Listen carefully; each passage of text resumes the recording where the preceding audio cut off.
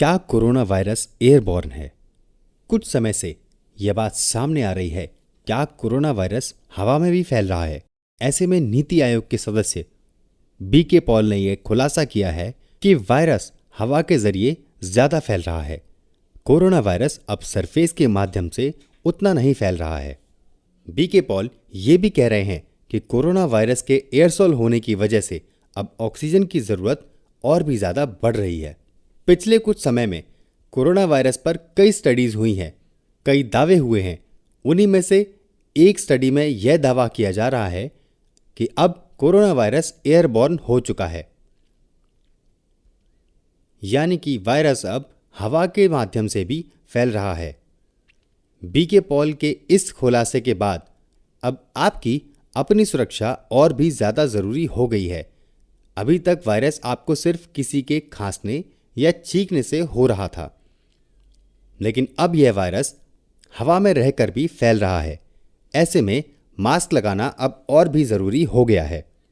स्वास्थ्य मंत्री की तरफ से देश के 3 बड़े डॉक्टर्स की मीटिंग हुई, जिसमें डॉक्टर बीके पॉल, आईसीएमआर के हेड डॉक्टर बलराम भार्गव और एम्स के डायरेक्टर डॉक्टर रणदीप गुलेरिया शामिल थे। अपने रीसेंट इंटरव्यू में एम्स के डायरेक्टर डॉक्टर रणदीप गुलेरिया ने बताया कि वायरस ड्रॉपलेट इन्फेक्शन के साथ एयरबॉर्न इन्फेक्शन भी है।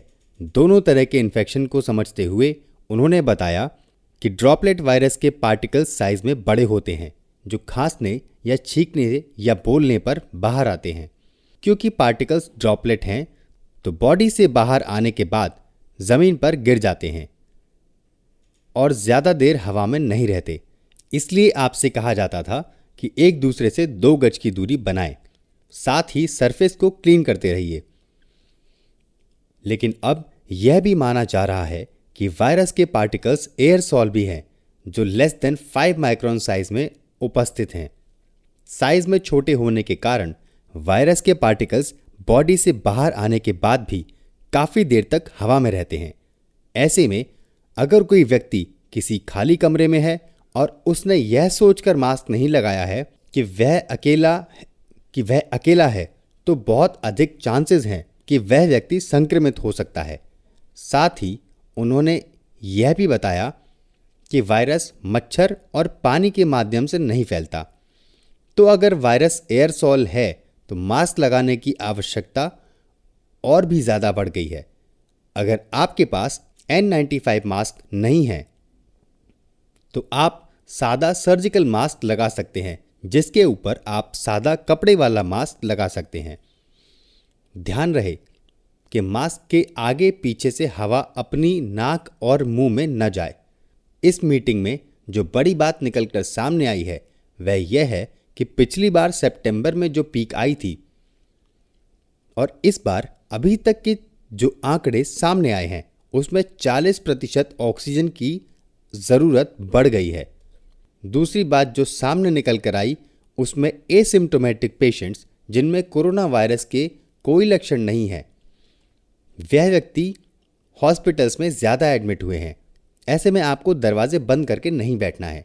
आपको अपने घर के दरवाजे और खिड़कियां खुली रखनी है, जिससे कि अगर आपके घर या ऑफिस में वायरस एंटर करता है तो वह बाहर जाने वाली हवा के साथ घर और ऑफिस से बाहर निकल जाए।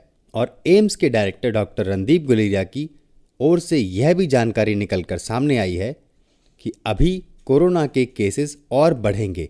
दिन ब दिन संक्रमित होते लोगों को देखें और उनसे सीख लें और खुद को इस वायरस से सुरक्षित रखें। यदि यह जानकारी आपको अच्छी लगी हो तो इस वीडियो को लाइक करें। इस जानकारी को ज़्यादा से ज़्यादा अपने परिवारजन और दोस्तों और जानने वालों में शेयर करें। हमारे चैनल को सब्सक्राइब करें व बेल आइकन दबाना न भूलें। देखते रहिए नॉलेज साथी। धन्यवाद।